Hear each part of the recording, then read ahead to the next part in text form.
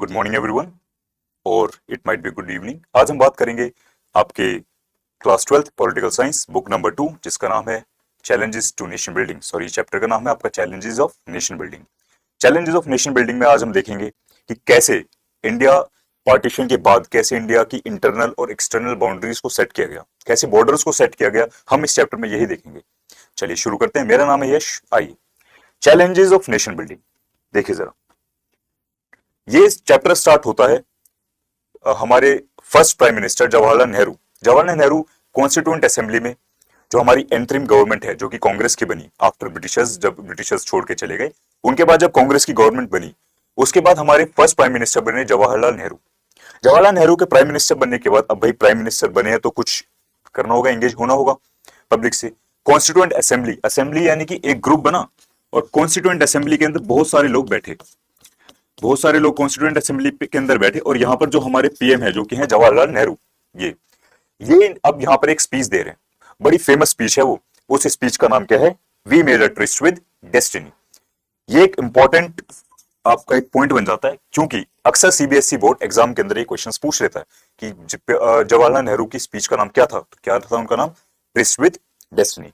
और ये स्पीच कहां पर दी जा रही है? ये स्पीच दी जा रही है आपकी कॉन्स्टिट्यूएंट असेंबली के अंदर। ठीक है जी, चलिए आगे बढ़ते हैं। अब देखिए जरा, अब कॉन्स्टिट्यूएंट असेंबली में जितने भी लोग बैठे हुए हैं वहां पर अब ऑब्वियसली बात है डिफरेंस ऑफ ओपिनियन होगा, डिफरेंस ऑफ आइडियाज होंगे ही होंगे। तो यहाँ पर जितने भी लोग बैठे हैं सबके अपने अपने ओपिनियंस थे कि हम अपने देश को कैसे चलाएंगे, हम अपने देश के अंदर कैसा पॉलिटिकल सिस्टम अप्लाई करेंगे, है ना। लेकिन दो गोल्स ऐसे कॉमन थे जिसके ऊपर ऑलमोस्ट सबने एग्री करा। वो दो गोल्स कैसे थे, कौन कौन से थे? कि भाई हम अपनी कंट्री को कैसे चलाएंगे, हम अपनी कंट्री को एक डेमोक्रेटिक तरीके से चलाएंगे। डेमोक्रेटिक मींस कि हम अपनी कंट्रीज में जो भी हमारी गवर्नमेंट बनेगी या फिर जो भी लीडर बनेगा हमारी कंट्री के अंदर, वो लीडर कैसा होगा? वो लीडर होगा इलेक्टेड, वो इलेक्शन के थ्रू चूज किया जाएगा। डेमोक्रेसी का एक्चुअल मतलब ही यही होता है। अगर मैं आपको बताऊं तो डेमोक्रेसी क्या है? डेमोक्रेसी एक बहुत ही बेसिक कॉन्सेप्ट है आपके पॉलिटिकल साइंस का। डेमोक्रेसी, डेमोक्रेसी क्या होती है? डेमोक्रेसी आप ये सोच लो कि डेमोक्रेसी एक प्रोसेस है या फिर एक राइट है, right to choose, right to choose. या फिर हम ये बोल सकते हैं कि डेमोक्रेसी आपको ऑप्शन देता है, आपको देता है चॉइसेस। डेमोक्रेसी आपको चॉइसेस देता है। अरे क्या चूज करने का? लेकिन डेमोक्रेसी आपको बोलता है right to choose our leaders, कि हम अपने लीडर को हम खुद चूज कर सकते हैं। लीडर इन द सेंस जैसे कि प्राइम मिनिस्टर, जैसे कि चीफ मिनिस्टर, जैसे कि हमारे प्रेसिडेंट। तो चूज करने का जहां पर ऑप्शन मिल रहा है, उस प्रोसेस को, उस आइडिया को हम क्या बोलते हैं? डेमोक्रेसी बोल देते हैं। और जब इसी आइडिया के थ्रू कोई भी देश चलेगा तो हम वहां पर क्या बोलेंगे? कि हम डेमोक्रेटिक प्रोसेस से अपने देश को चलाएंगे। फिर से आई देखिए जरा, we shall our country through democratic means. चलिए, ये फर्स्ट गोल था आपका, ये था आपका फर्स्ट गोल। सेकंड गोल क्या था? सेकंड गोल था भाई government will be run for good of all, कि हम सबकी भलाई के लिए काम करेंगे। हम ऐसा नहीं होगा कि सिर्फ एक इंडिविजुअल के लिए हम काम करेंगे। हम इंडिविजुअल के लिए काम नहीं करेंगे। हम किसके लिए काम करेंगे? हम काम करेंगे पूरी की पूरी सोसाइटी के लिए। ठीक है जी, हम स्पेशली पुअर्स के लिए काम करेंगे और सोशल डिसएडवांटेज ग्रुप के लिए काम करेंगे। सोशल डिसएडवांटेज ग्रुप का मतलब यहां पर है, फॉर एग्जांपल हमारे शेड्यूल कास्ट, शेड्यूल ट्राइब्स और कहीं ना कहीं विमेंस। भाई विमेंस भी तो कहीं ना कहीं एक सोशली डिसएडवांटेज ग्रुप के अंदर ही आती हैं। अगर आप आज के टाइम पे देखो, अब आसपास की अपनी खुद की फैमिली में आप देखिए कि आपकी फैमिली में जो बिल्कुल एंड डिसीजंस होते हैं, क्या वो फादर लेते हैं और मदर लेती है? ऑब्वियसली बात है, फादर्स ही लेते हैं। क्यों? क्योंकि इंडियन सोसाइटी के अंदर कहीं ना कहीं मर्दों को वो दर्जा दिया गया जो कि कभी विमेंस को नहीं मिला। इसलिए हमारी गवर्नमेंट क्या बोल रही है कि हम सोशल डिसएडवांटेज ग्रुप के लिए काम करेंगे, हम उनको फेवर करेंगे। जैसे कि हमारे एससीज, हमारे एसटीज और शेड्यूल कास्ट, हमारे शेड्यूल ट्राइब्स और विमेंस, स्पेशली विमेंस। चलिए जी आगे देखिए जरा। अब बात आती है कि थ्री चैलेंजेस, वो थ्री कॉमन चैलेंजेस क्या है? ठीक है, जैसे कि हम थ्री चैलेंजेस की बात करते हैं कि देखो भाई इंडिया है, अब इंडिया फ्री तो हो चुका है, इंडिया फ्री तो हो गया, लेकिन फ्री होने के बाद इंडिया के पास ऐसे कौन से चैलेंजेस हैं जिसको इंडिया को फेस करना है? ऐसा तो है नहीं इंडिया फ्री हो गया और जी उसके बाद बस लग जाओ स्टार्ट काम करने, अपने आप ही सरकारें बन जाएंगी, अपने आप ही कहते हैं पब्लिक अपने आप ही सेटल होना स्टार्ट हो जाएगी, इकोनॉमिकली सेटल हो जाएगी, सोशली सेटल हो जाएगी। ऐसा तो है नहीं। लेकिन इसी चीज को हमें टैकल करना है। तो हमारे सामने जो फ्री इंडिया के सामने थ्री कॉमन चैलेंजेस आते हैं हमारे पास, थ्री कॉमन चैलेंजेस आते हैं। वो थ्री कॉमन चैलेंजेस कौन कौन से हैं देखिए जरा। फर्स्ट है आपका shape a unified nation. Second challenge है स्टैब्लिश डेमोक्रेटिक प्रिंसिपल। यहां पर ये चीज आपको ध्यान रखनी है, establish democratic principle. Democratic principles का मतलब यहां पर ये है कि सिर्फ डेमोक्रेसी का प्रोसेस अप्लाई करने से डेमोक्रेसी नहीं आ जाएगी लोगों के बीच में। इनफैक्ट हमें क्या करना पड़ेगा कि भाई ये अच्छा, ये एक चैलेंज कैसे हो सकता है, मैं आपको जरा डिटेल में एक्सप्लेन कर देता हूं। देखिए सपोज 70% पॉपुलेशन, 70% ऑफ पॉपुलेशन अभी क्या है, 70% ऑफ पॉपुलेशन है इलिटरेट। ठीक है, इलिटरेट है, ठीक है, इलिटरेट है। इंडिया की 70% पॉपुलेशन इलिटरेट है। अब इन लोगों को आप बोलो कि आपको हम बताएंगे क्या होते हैं जी इलेक्शंस, हम और आपको करना है वोटिंग, आपको वोट करना है, क्या ये लोग समझ पाएंगे? नहीं समझ पाएंगे। ऑब्वियस सी बात है, क्यों? क्योंकि इनके लिए डेमोक्रेसी एक काइंड ऑफ कॉन्सेप्ट ही अलग है। क्योंकि ये लोग जहां पहले राजा महाराजा, उसके बाद ब्रिटिशर्स से डील कर रहे हैं, उसके बाद तो ये कॉन्सेप्ट नया है ना कि भाई हम हमारे पास अच्छा, हमारे पास पावर होगी, हम अपने लीडर को खुद चूज कर सकते हैं। ये कैसी बात हो गई यार? तो इसलिए पब्लिक के अंदर, इंडिया के अंदर हमें डेमोक्रेसी को स्टैब्लिश, डेमोक्रेटिक प्रिंसिपल्स को स्टैब्लिश करना एक चैलेंज आया। थर्ड चैलेंज क्या था? हमें डेवलपमेंट इंश्योर करनी है, हमें वेलबींग इंश्योर करनी है। डेवलपमेंट इन द सेंस हमें इकोनॉमिक डेवलपमेंट इंश्योर करनी है कि ब्रिटिशर्स आए, ब्रिटिशर्स सारा पैसा लेके चले गए, लेकिन अब इकोनॉमिकली बहुत ज्यादा ड्रेन हो चुका है इंडिया, इकोनॉमी का अनस्टेबल है इकोनॉमी, फिर से इकोनॉमी को बिल्डअप करना है। यहां पर हमारे पास सामने चैलेंज आता है कि हमें डेवलपमेंट को इंश्योर करना है, डेवलपमेंट ऑफ ऑल, क्योंकि हम वेलबींग की बात कर रहे थे ना यहां पर। चलिए आगे देखिए, फर्स्ट एंड इमीडिएट प्रोसेस। ये चैप्टर आपका पूरा का पूरा जो फर्स्ट चैलेंज है हमारा, जो कि है शेप अ यूनिफाइड नेशन, हमें शेप अ यूनिफाइड नेशन के अराउंड इस पूरे चैप्टर को देखना है। फर्स्ट और इमीडिएट चैलेंज। अच्छा, इमीडिएट चैलेंज कैसे आया देखिए जरा। इससे पहले, इस स्लाइड से पहले मैं आपको जरा एक मैप दिखाता हूं। एक सेकेंड, देखिए ये वाला मैप है आपका। इस चैलेंज से पहले आप इस मैप को देखिए जरा। पूरा इंडिया है हमारे सामने। ये बात है 1947 से पहले की। अब 1947 से पहले इंडिया दो पार्ट्स में डिवाइडेड है। कौन कौन से पार्ट्स? एक है जी आपका ब्रिटिश इंडिया और एक है आपका प्रिंसली स्टेट्स। इसको मैं एक अलग उससे समझाता हूं, तो देखिए जरा। सॉरी, चलिए देखिए, अब जरा यहां पर ध्यान दीजिए। देखिए इंडिया, अब मैं कब के इंडिया की बात कर रहा हूं? मैं बात कर रहा हूं 1947 से पहले का इंडिया। ठीक है, इंडिया दो पार्ट में डिवाइडेड है। एक तरफ है आपका ब्रिटिश इंडिया और एक तरफ है आपकी प्रिंसली स्टेट्स। ठीक है, प्रिंसली स्टेट्स, ब्रिटिश इंडिया और प्रिंसली स्टेट्स में डिफरेंस क्या है? एक बहुत कॉमन और मेजर डिफरेंस भी आप कह सकते हो। मेजर डिफरेंस क्या है? ब्रिटिश इंडिया वो इंडिया है जहां पर डायरेक्ट डायरेक्ट कंट्रोल किसका है? डायरेक्ट कंट्रोल है ब्रिटिशर्स का, या फिर हम बोलें तो डायरेक्ट कंट्रोल है ब्रिटिश क्राउन का। ठीक है जी, चलिए।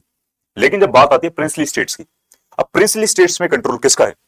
प्रिंसली स्टेट्स में कंट्रोल तो हम कह सकते हैं कि किंग्स का है, या फिर छोटे राजा, या फिर नवाब्स का कंट्रोल है, नवाब्स का कंट्रोल है। लेकिन ये कंट्रोल है कैसा? ये कंट्रोल है इंटरनल, इंटरनल इश्यूज का कंट्रोल। सिर्फ इंटरनल इश्यूज का कंट्रोल है इन लोगों के पास, और कोई कंट्रोल नहीं है इन लोगों के पास। लेकिन ये कंट्रोल भी तब तक है जब तक ये लोग एक्सेप्ट करेंगे, जब तक इन लोगों ने एक्सेप्ट की हुई है, एक्सेप्ट या फिर एक्सेप्टेंस ऑफ ब्रिटिश सुप्रीमेसी। ठीक है, ब्रिटिश सुप्रीमेसी, कि भाई इन्होंने माना हुआ है कि हाँ, भले ही हमारा एक पर्टिकुलर रीजन के ऊपर हमारा कंट्रोल होगा, हमारा कंट्रोल होगा इस रीजन के ऊपर, लेकिन हमारे ऊपर किसका कंट्रोल होगा? हमारे ऊपर कंट्रोल होगा ब्रिटिशर्स का।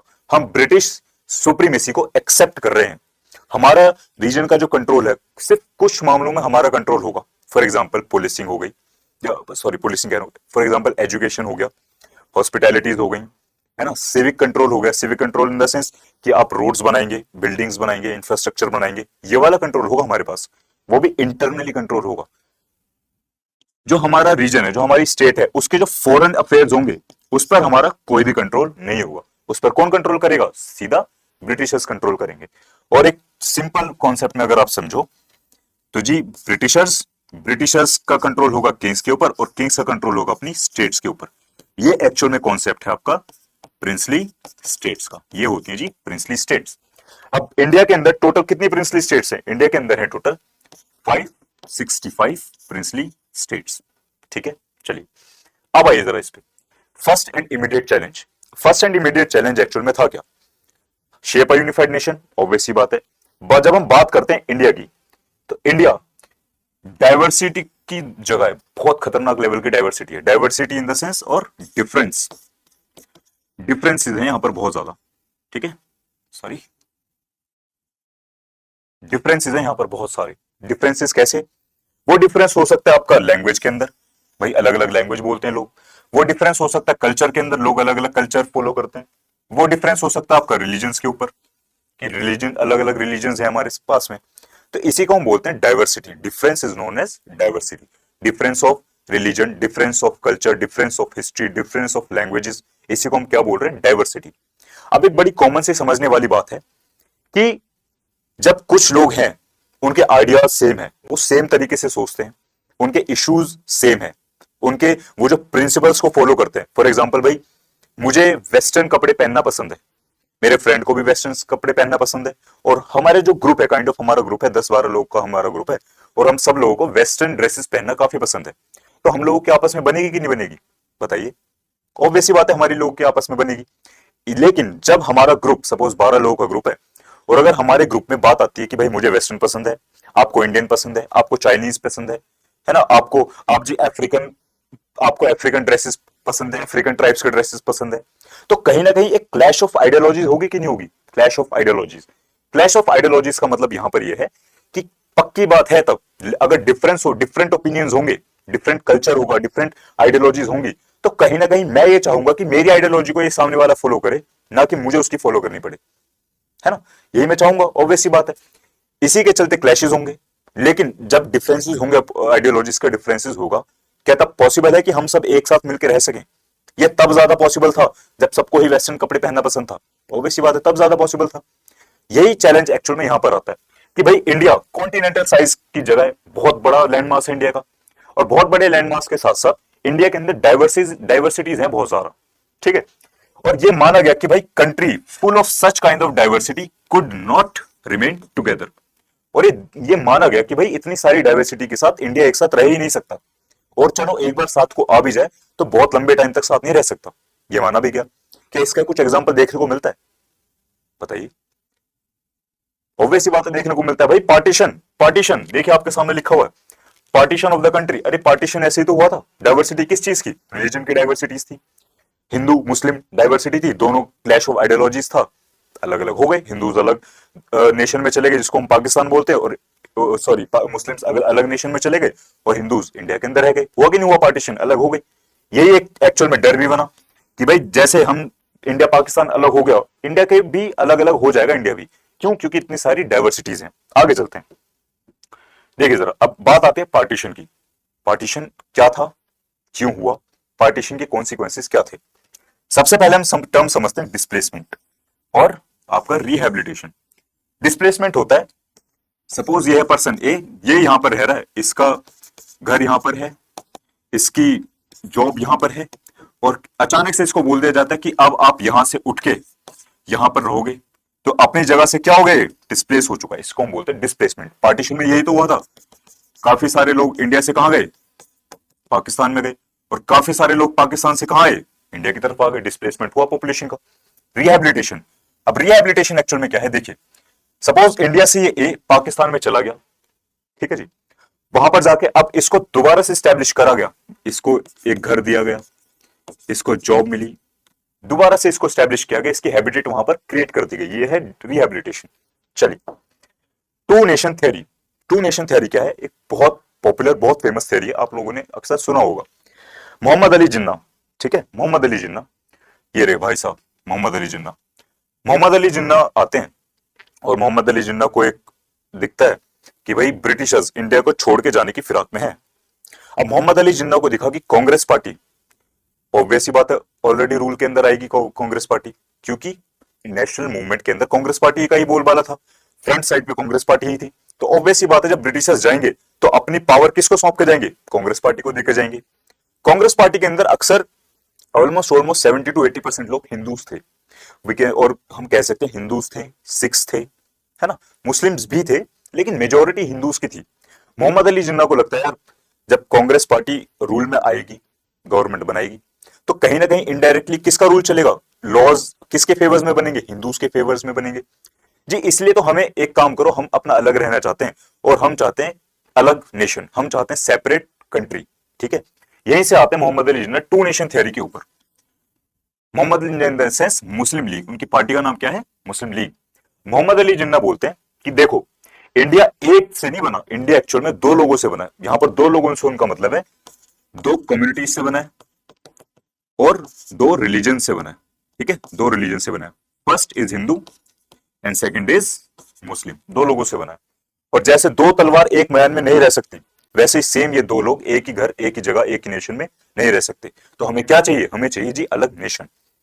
अब पॉलिटिकल कंपटीशन चला कांग्रेस के बीच में, कांग्रेस मना कर दिए, हमें नहीं चाहिए सेपरेट नेशन, हम डिनाई करते हैं, हम अपोज करते हैं इस चीज को। लेकिन मुस्लिम लीग तो बोल रही है। इन दोनों के बीच में टफ कंपटीशन चलता रहा, लेकिन इन द एंड ब्रिटिशर्स के रूल ने ये कंफर्म कर दिया कि चलो ठीक है, हम मुस्लिम्स को एक अलग नेशन दे देते हैं। मुस्लिम के अलग नेशन से क्या बना? बन गया जी पाकिस्तान। चलिए आगे देखो। अब पार्टीशन हो तो गया, डिसाइड हो गया जी पार्टीशन तो होना है, लेकिन पार्टीशन किस बेसिस पे होना है ये भी तो डिसाइड होगा। तो पार्टीशन के लिए डिसाइड किया गया कि हम फॉलो करेंगे principle of religious majorities. Principle of religious majorities को हम फॉलो करेंगे। अब प्रिंसिपल ऑफ रिलीजियस मेजोरिटी होता क्या है? देखिए जरा, प्रिंसिपल ऑफ रिलीजियस मेजोरिटी का मतलब यह है, सपोज ये है आपका प्यारा भारत, जिसको हम प्यारा हमारा इंडिया, ठीक है। चलिए यह है इंडिया। उस टाइम पे लेकिन इंडिया ऐसा दिख रहा है, अनडिवाइडेड इंडिया, है ना। यहां पर अब मैं ग्रीन कलर से मार्क करने जा रहा हूं, ये देखिए,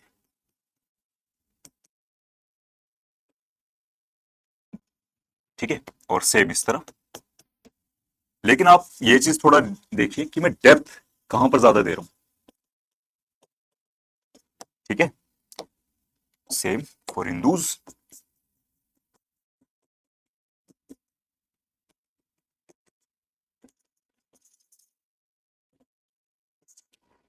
ठीक है, और यहां पर और कुछ यहां पर, ठीक है। चलिए कुछ यहां पर है। अब जरा मेंशन करना स्टार्ट करते हैं। देखिए जरा, इंडिया, अनडिवाइडेड इंडिया, 1947 का एक टाइम चल रहा है।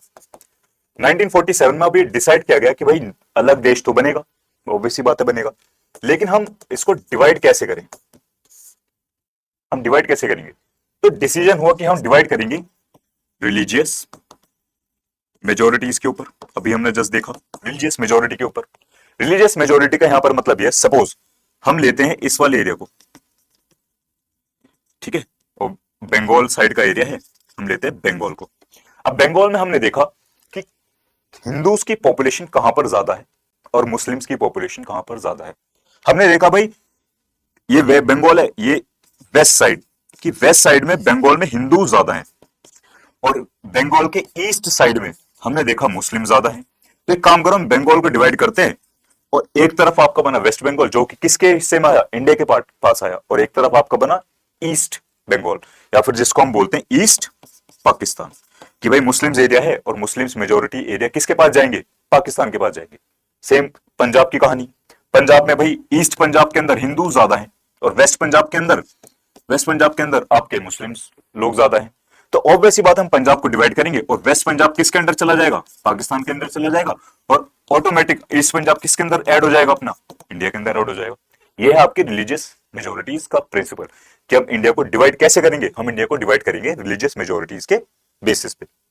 देखिए फिर से सर, ठीक है जी। चलिए, religious majority basically means that areas, ध्यान दीजिए, the areas where Muslims were in majority would make territory of Pakistan। सीधा सीधा बोल रहा भाई, जहां पर मुस्लिम्स की मेजोरिटी ज्यादा है वो एरिया किसके पास जाएगा? वो एरिया पाकिस्तान के पास चला जाएगा। The rest was to stay with India, बाकी इंडिया के पास रह जाएगा, ठीक है। अब लेकिन पार्टीशन के अंदर भी कुछ प्रॉब्लम्स हैं। क्या प्रॉब्लम्स हैं? फर्स्ट प्रॉब्लम यह है कि कोई भी सिंगल बेल्ट नहीं है मुस्लिम मेजोरिटी एरियाज की, कोई भी सिंगल बेल्ट नहीं है।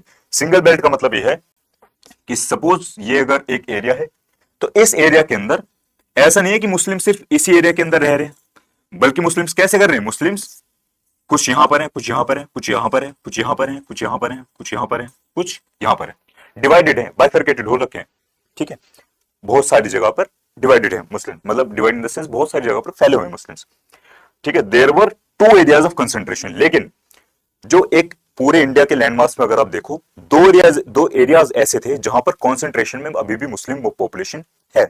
वो दो एरियाज कौन कौन से थे, जस्ट मैंने अभी आपको बताया, एक है आपका बंगाल और एक है आपका, सॉरी मैं कलर चेंज कर देता हूं, ठीक है जी, देखिए एक है आपका बंगाल वाला रीजन, बंगाल, और एक है आपका पंजाब वाला रीजन। इन दो रीजन के अंदर मुस्लिम मेजोरिटी या फिर मुस्लिम पॉपुलेशन कॉन्सेंट्रेटेड है, यानी कि पूरे इंडिया में जो सबसे डेंस एरियाज हैं मुस्लिम पॉपुलेशन के, वो कहां पर लोकेटेड हैं, एक तरफ बंगाल में और एक तरफ आपके पंजाब में। लेकिन अब यहां पर बात आती है क्या, ठीक है जी, दो एरियाज हैं कॉन्सेंट्रेटेड हैं, लेकिन अब इनको कैसे डिवाइड किया जाएगा, इनको कैसे डिवाइड किया जाएगा, देखिए जरा, मैं इसको जस्ट अभी आपको एक्सप्लेन करता हूं, पहले हम दूसरे प्रॉब्लम पे चलते हैं। Not all Muslim majorities areas wanted to be in Pakistan. भाई सारे लोग भी, ऐसा नहीं कि सारे के सारे मुस्लिम मेजोरिटी एरियाज जो है या फिर जितने भी मुस्लिम्स लोग हैं वो हर कोई चाहता है पाकिस्तान के अंदर जाना, ऐसा भी नहीं था। ऐसा एक एग्जांपल हमें देखने को मिलता है नॉर्थ वेस्ट फ्रंटियर प्रोविंस की साइड में, जो कि हमारा kind of north Punjab, southern Jammu Kashmir और लाहौर साइड वाला जो एरिया है, अफगानिस्तान लाहौर साइड वाला जो एरिया है, हमें वहां पर देखने को मिलता है। वहां पर एक पॉलिटिकल लीडर है खान अब्दुल गफ्फार खान। खान अब्दुल गफ्फार खान बात बोल रहे कि देखो, मैं टू नेशन थियरी को अपोज करता हूं, मैं नहीं चाहता कि देश के दो हिस्से हो, हम नहीं चाहते कि चलो अगर दो हिस्से हो भी तो हम नहीं चाहते कि हम पाकिस्तान का हिस्सा बने, हम तो जी चाहते हैं इंडिया के साथ ही रहें। खान अब्दुल गफ्फार खान, सीबीएसई के अंदर ये क्वेश्चन अक्सर पूछ लिया जाता है कि फ्रंटियर गांधी किसको बोला जाता है, तो फ्रंटियर गांधी किसको बोला जाता है, आपका खान अब्दुल गफ्फार खान को। ये रे खान अब्दुल गफ्फार खान को हम किस नाम से और जानते हैं, हम जानते हैं फ्रंटियर गांधी। चलिए थर्ड प्रॉब्लम क्या थी, अब आते हैं हम उस वाली प्रॉब्लम पे कि दो, कोई भी सिंगल बेल्ट नहीं थी, दो कॉन्सेंट्रेशन एरियाज थे मुस्लिम्स के। अब उसी प्रॉब्लम को हम रिजॉल्व करने की साइड आएंगे। Punjab and Bengal had very large areas where the non Muslims were in majorities. मुस्लिम्स के साथ साथ नॉन मुस्लिम्स भी हैं मेजोरिटी के अंदर। It was decided that these two provinces would be bifurcated according to religious majorities at the district और even lower level. इसका क्या मतलब है, यहां पर पंजाब और बंगाल के अंदर क्या डिसाइड हुआ कि देखो यहां पर मुस्लिम मेजोरिटी भी ज्यादा है और यहां पर नॉन मुस्लिम मेजोरिटी भी ज्यादा है, अलग अलग जगह फैले हुए हैं, ठीक है। तो क्या डिसाइड किया जाए, एक काम करो, अभी हम बात कर रहे हैं एक स्टेट भाई स्टेट के अंदर डिस्ट्रिक्ट्स भी होते हैं, यस और नो, डिस्ट्रिक्ट्स होते हैं स्टेट के अंदर। हम देखते हैं कि कैसे स्टेट के भी नीचे डिवीजन हो सकता है, जो कि किस लेवल का डिवीजन होगा, डिस्ट्रिक्ट लेवल का। जिस डिस्ट्रिक्ट में मुस्लिम ज्यादा होंगे वो डिस्ट्रिक्ट किसके पास जाएगा, पाकिस्तान के पास चला जाएगा। जिस डिस्ट्रिक्ट में नॉन मुस्लिम्स ज्यादा होंगे वो डिस्ट्रिक्ट किसके पास जाएगा, इंडिया के पास आ जाएगा। सेम पंजाब में हम करेंगे और सेम बंगाल में करेंगे। अब डिस्ट्रिक्ट लेवल भी हो गया, लेकिन सपोज भाई डिस्ट्रिक्ट के अंदर भी पॉपुलेशन थोड़ी अनबैलेंस हो रही है, तो हम डिस्ट्रिक्ट के नीचे भी अब हम देखेंगे लोकल लेवल, या फिर हम देखेंगे लोकल एरिया, जिसे हम गांव वगैरह बोल देते हैं या फिर हम कस्बा बोल देते हैं। अब जो जिस लोकल लेवल में मुस्लिम ज्यादा होंगे वो पाकिस्तान के पास जाएगा, जिस लोकल लेवल में नॉन मुस्लिम जैसे कि हिंदू सिख क्रिश्चियन ज्यादा होंगे वो किसके पास जाएगा, वो इंडिया के पास चला जाएगा। ठीक है जी, चलिए आगे देखते हैं। अब पार्टीशन हो तो गया, लेकिन पार्टीशन डिसीजन हो गया, पार्टीशन का डिसीजन हो गया और पार्टीशन की लाइन भी अब प्रॉपर बन चुकी है, बाउंड्रीज कि इस बाउंड्री से, इस स्टेट से, इस डिस्ट्रिक्ट से और इस लोकल एरिया से हम ये वाली लाइन ड्रॉ करेंगे। इससे इस तरफ का पार्ट पाकिस्तान का हो जाएगा और इस तरफ का पार्ट इंडिया का हो जाएगा। लेकिन यहां पर पार्टीशन के कॉन्सिक्वेंसेस क्या निकले, पार्टीशन के कॉन्सिक्वेंसेस इन द सेंस कि पार्टीशन हुआ लेकिन उसका रिजल्ट क्या है, देखिए जरा। 1947 बहुत सबसे बड़ा एब्रप्ट और एक अनप्लान्ड और ट्रेजिक ट्रांसफर हुआ पॉपुलेशन का। ट्रेजिक ट्रांसफर क्यों बोल रहे हैं, ट्रेजिक ट्रांसफर? लाहौर और अमृतसर ये दोनों सिटीज जो कि कहां पर मेंशन है, कहां पर लोकेटेड है, ये दोनों है लोकेटेड पंजाब के अंदर। लाहौर एंड अमृतसर एंड कोलकाता, कोलकाता कहां पर है आपका, बंगाल के अंदर है। ये तीनों सिटीज क्या बन गई है, एक कम्युनल जोन्स बन गई है, यानी कि कम्युनल राइट्स का जोन बन चुके हैं ये तीनों cities. Thousands of womens were abducted on both sides of the border. भाई ऑब्वियस सी बात है, सबसे ज्यादा कौन परेशान होगा? चलो आदमी तो जैसे ऐसे करके निकल भी जाएगा, सेव कर लेगा खुद को जैसे ऐसे भाग भूग के, लेकिन विमेंस कहां जाएगी बेचारी? विमेंस को मारा गया, है ना, इनका फोर्सफुली कन्वर्जन किया गया, ये हुआ। तीसरा क्या हुआ? माइनॉरिटीज। अब दोनों तरफ जो माइनॉरिटीज थी, माइनॉरिटी जैसे हमने मेजोरिटी देखा, पॉपुलेशन में मेजर पार्ट कौन सी कम्युनिटी का है उनको मेजोरिटी बोल देते हैं, और जिस कम्युनिटी का पार्ट कम है उसको हम माइनॉरिटीज बोल देते हैं। Minorities of both the side, भाई जो दोनों तरफ की माइनॉरिटीज थी वो भी तो जाना चाहेंगी ना कि हम अपनी मेजोरिटी की साइड चलें। अब जो जो माइनॉरिटीज थी वो जब गई है अपनी मेजोरिटी की तरफ, तो उनको कहां पर रखा गया? उनको रखा गया आपका रेफ्यूजी कैंप के अंदर। अब बहुत सारी माइनॉरिटीज के लिए या फिर ऑलमोस्ट बहुत सारे लोगों के लिए कंट्री की फ्रीडम का मतलब ये क्या बन गया कि जी हमें किसके अंदर रहना है? रेफ्यूजी कैंप के अंदर रहना है। एक्चुअल में उनके लिए फ्रीडम का मतलब ही ये हो गया। चलिए थर्ड क्या हुआ? पार्टीशन से ऑलमोस्ट 80 लाख पीपल माइग्रेट हुए इंडिया से पाकिस्तान, पाकिस्तान से इंडिया की तरफ। 5 to 10 लाख पीपल मार दिए गए। लेकिन जैसे कि हमने देखा, पाकिस्तान ने तो क्या बोला था कि हम तो जी मुस्लिम स्टेट हैं, हम तो सिर्फ स्पेशली मुस्लिम्स के लिए एक अलग नेशन बना रहे हैं। लेकिन इंडिया ने तो ऐसा कुछ नहीं बोला था। इंडिया क्या बोल रहा है? इंडिया बोल रहा है कि देखो हम इस चीज में बिलीव नहीं करते, हमारे लिए चाहे हिंदू हो, चाहे मुस्लिम हो, चाहे क्रिश्चियन हो, चाहे सिख हो, और चाहे किसी भी आप रिलीजन के हो, हम सबको इक्वली बैलेंस करके चलते हैं। क्योंकि इंडिया पहले भी डाइवर्सिटी का नेशन था, और इंडिया अब भी डाइवर्सिटी को ही अपने साथ लेकर चलेगा। हम लोग लिबरल्स बनेंगे, हम लोग क्या बनेंगे? हम बनेंगे सेक्युलर।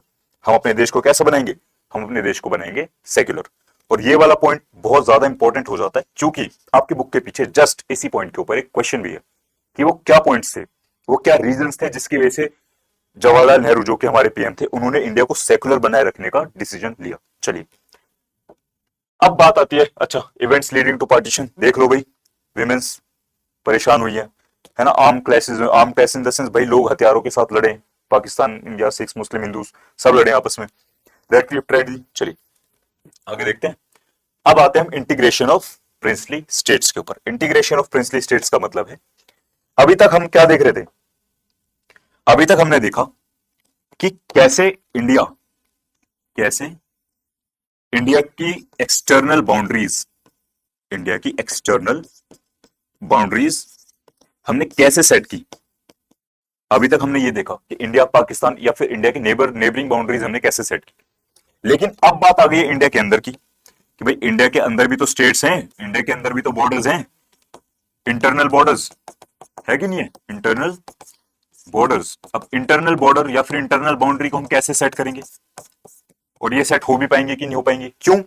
क्योंकि जस्ट थोड़ी देर पहले हमने देखा था इंडिया कितने लोगों में डिवाइडेड था। एक तो आपका ब्रिटिश इंडिया था, और दूसरा आपका क्या था? दूसरा था आपका प्रिंसली स्टेट्स। और टोटल कितनी प्रिंसली स्टेट्स थी? 565। अब बात आती है फिर से फ्रीडम के टाइम पे, इंडिपेंडेंस के टाइम पे। देखिए ब्रिटिशर्स चले तो गए, ठीक है, ब्रिटिशर्स चले गए, और ब्रिटिशर्स ने बोल दिया कि जी इंडिया अब फ्री है। लेकिन इंडिया के फ्री होने का मतलब यहां पर क्या था? इंडिया के फ्री होने का मतलब यह था कि पूरे इंडियन लैंड मास में, इंडियन सब कॉन्टिनेंट के अंदर जितनी भी छोटी छोटी स्टेट्स आ रही हैं, प्रिंसली स्टेट्स, अब उन लोगों के ऊपर से हम अपना कंट्रोल हटा रहे हैं। प्रिंसली स्टेट्स के ऊपर था ना कंट्रोल, कि भाई किंग को भी कौन कंट्रोल कर रहा है? In the end Britishers he control कर रहे हैं। अब ब्रिटिशर्स चले गए हैं, लेकिन ब्रिटिशर्स प्रिंसली स्टेट्स के जो रूलर्स हैं उनको बोल के गए कि रूलर्स आपके पास अब चॉइस है, देखो पाकिस्तान बन चुका है, या तो आप पाकिस्तान के साथ चले जाओ, या फिर आप इंडिया के साथ रह जाओ, या फिर आप एक काम करो, अपना आप अलग से सेपरेट नेशन भी बना सकते हो। रूलर्स ने बोला अच्छा यार ये तो बहुत अच्छी बात है। यहां पर एक्चुअल में चैलेंज शुरू होता है, लेकिन उससे पहले एक टर्म है यहां पर, पैरामाउंटसी और सुजरेनिटी। आप इन दोनों टर्म्स को कहीं पर नोट कर लो, क्योंकि ये बहुत इंपॉर्टेंट टर्म्स हैं। Princely states enjoyed some form of control over their internal boundaries as long as they accepted British supremacy. उसी ब्रिटिश सुप्रीमेसी को क्या बोला जाता है? पैरामाउंटसी और सुजरेनिटी ऑफ ब्रिटिश क्राउन बोल दिया जाता है। लेकिन अब प्रॉब्लम क्या थी? प्रॉब्लम थी भाई ब्रिटिश रूल तो एंड हो गया, ब्रिटिश रूल के साथ साथ अब ये भी तो सिस्टम एंड हो गया कि अब जो प्रिंसली स्टेट्स के जो रूलर्स हैं वो किसको एक्सेप्ट करेंगे? ब्रिटिश के ऑर्डर्स को एक्सेप्ट करेंगे। लेकिन अब जब ब्रिटिशर्स नहीं रहे तो अब वो क्यों एक्सेप्ट करेंगे किसी के ऑर्डर्स को?